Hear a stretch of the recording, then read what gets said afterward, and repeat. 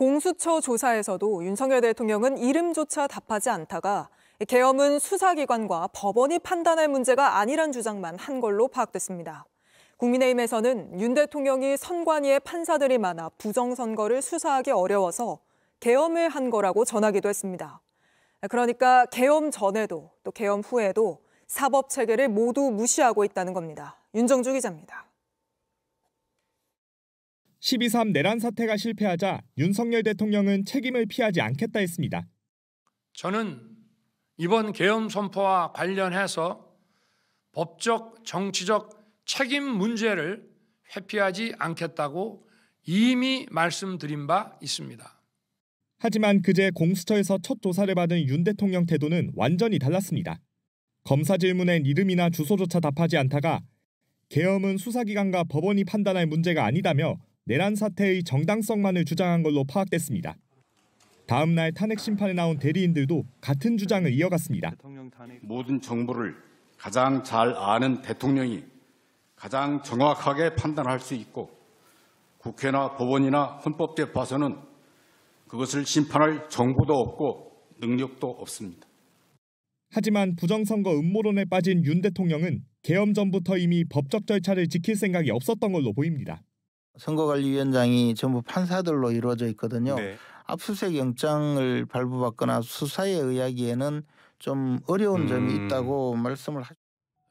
이런 대통령의 태도, 탄핵 심판에선 불리하게 작용할 가능성이 큽니다. 8년 전 탄핵당한 박근혜 전 대통령도 비슷했습니다. 진상규명에 협조하겠다 말했지만 특검 수사에 응하지 않았고 결국 탄핵의 주요 원인이 됐습니다. 피청구인의 일련의 언행을 보면 법 위배 행위가 반복되지 않도록 하여야 할 헌법 수호 의지가 드러나지 않습니다. JTBC 윤정주입니다. 자, 윤 기자, 윤 대통령이 별다른 입장 표명이나 그런 것 없이 곧바로 법원 안으로 들어간 그런 상황이죠? 네, 윤 대통령을 태운 호송차가 조금 전 1시 55분쯤 서부지법으로 들어갔습니다. 제 뒤로 보시는 것처럼 포토라인도 설치가 됐는데 윤 대통령은 포토라인에 서진 않고 호송차를 타고 지하주차장으로 바로 들어갔습니다. 이 지하주차장에서 곧바로 법정으로 들어간 걸로 보이는데요. 차정현 부장검사를 포함한 공수처 검사 6명과 대통령 변호인단도 대통령에 앞서 법원으로 들어갔습니다. 공수처 검사들은 취재진 질문에 아무런 답을 남기지 않았습니다.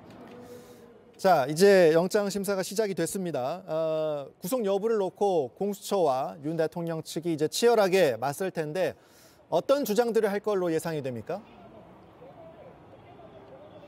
네, 윤 대통령 측 석동현 변호사는 내란 프레임이 말도 안 된다는 걸 판사에게 설명할 것이라고 했습니다.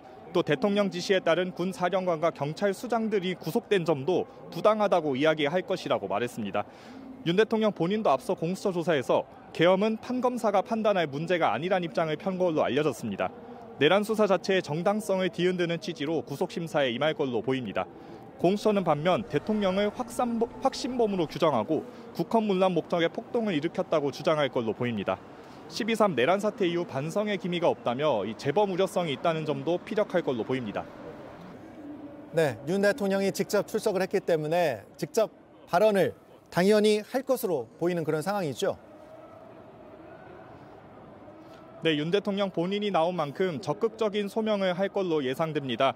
윤곽근 변호사도 윤 대통령이 출석을 결심한 계기에 대해 비상계엄의 정당성 등을 직접 설명해 명예를 회복시켜야 한다는 마음에서 출석을 결정했다고 말했습니다. 12.3 내란 수사가 시작된 이후 윤 대통령이 법정에 나선 건 오늘이 처음입니다. 직접 출석한 만큼 구속심사가 길어질 수 있다는 예상도 나옵니다. 지난 2017년 박근혜 전 대통령도 구속영장 실질심사에 본인이 직접 출석했는데요. 그때는 8시간 40분이 걸렸습니다. 지금까지 서울 서부지법에서 JTBC 윤정주입니다. 이번에는 구속영장을 청구한 공수처로 한 번 더 가보겠습니다. 여도현 기자가 취재하고 있습니다. 자, 여도현 기자, 영장 심사 시작이 됐을 텐데 공수처에서는 검사들이 몇 명 정도 영장 심사에 참여하고 있습니까? 네, 부장검사를 포함해서 6명의 검사가 이 영장실질심사 참석을 위해서 공수처에서 출발했습니다. 지금은 법정 안에 들어가 있는데요. 앞서서 대통령 조사도 부장검사가 직접 했습니다. 오늘 구속의 필요성 역시 부장검사가 직접 들어가서 소명하겠다 이런 건데요. 사실상 공수처 입장에선 가용할 수 있는 모든 인력을 동원하고 있는 셈입니다. 자, 공수처는 영장에 어떤 내용을 담아서 구속의 필요성을 강조하고 있습니까? 네, 오늘 법정에서도 이 청구서를 기반으로 해서 이 소명을 할 거기 때문에 이 내용이 굉장히 중요합니다. 앞서서 질문지는 200쪽 정도였는데요. 이 영장 청구서는 150쪽이라고 합니다.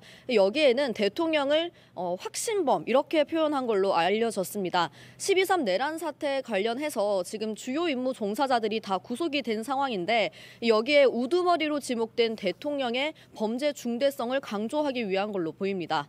그리고 12.3 내란 사태 다음에 이뤄진 대국민 담화를 보면 반성하거나 뉘우치는 태도가 아니라 오히려 2시간짜리 계엄이 어딨냐 이런 태도를 보이고 있는데요. 이런 건 역시 지적하고 있습니다. 그리고 2차 계엄 정황 우려도 계속해서 나오고 있는데 이런 재범의 우려성 역시 담긴 걸로 보입니다. 공수처는 계엄 전후에 대통령의 전화를 직접 받은 군사령관들의 수사 기록 역시 확보했는데요. 앞서서 대통령 조사 때는 사실상 대통령이 묵비권을 행사하면서 제대로 조사를 하지 못했는데 이런 수사 자료들을 통해서 혐의를 보강할 수 있다. 이런 게 공수처의 판단입니다. 일단 공수처가 윤 대통령을 체포한 후에 조사를 할 때 윤 대통령이 사실상 이제 묵비권을 행사하고 이름도 말하지 않았다 이런 상황이 전해졌는데 만약에 구속영장이 발부된다면 공수처는 어떤 식으로 수사를 진행해 나갈 생각입니까? 네, 맞습니다. 이 체포 후에 조사를 하긴 했지만 제대로 응하지 않았고요. 이후에 서울구치소로 수감된 다음에 다시 조사를 위해서 불렀지만 이 역시 응하지 않았습니다. 이때는 공수처가 강제 구인을 하지 않았는데 이번에 만약에 구속영장이 발부되고 구속이 된 다음에도 수사에 응하지 않는다면 이때는 강제 구인까지 검토할 걸로 보입니다. 이게 영장이 발부되면 체포 기간까지 포함해서 그 20일까지 수사를 할 수 있는데 검찰과 공수처가 각각 10일씩 나눠서 수사를 하기로 합의를 했습니다. 때문에 공수처 입장에선 최대한 빠르게 대통령의 혐의를 다져놔야 되는 겁니다. 더군다나 지금 대통령 측에서는 이 구속영장이 발부될 경우에 적부심까지 하겠다고 이미 예고를 한 상황이라서 이 공수처는 이 역시 대비하고 있습니다. 결국 종합을 하면 오늘 영장 심사 결과가 이 대통령에 대한 수사에 큰 분수령이 될 수 있다. 이렇게 생각을 해야 되겠군요. 네, 그렇습니다. 그동안 대통령 측은 공수처의 수사가 불법 수사다라고 주장했고요. 조금 전에 영장실질심사에 참석하면서도 이 수사의 부당성을 대통령이 직접 소명하겠다 이런 취지의 입장을 냈는데요. 지금 서부지법에 영장 청구한 것 자체를 계속해서 판사 쇼핑이라고 지적하고 있는 겁니다. 이 2개의 법원, 4명의 판사들에게 앞선 체포영장은 적법하다는 판단을 받기도 했습니다. 그런데 오늘 윤 대통령이 직접 법정에 출석하는 만큼 만약에 오늘까지 구속영장이 발부가 된다면 대통령의 논리는 힘을 잃게 됩니다. 공수처 역시 오늘 영장 결과에 따라서 수사가 벽에 부딪힐 수도 아니면 속도를 낼 수도 있습니다. 지금까지 공수처에서 JTBC 여도현입니다.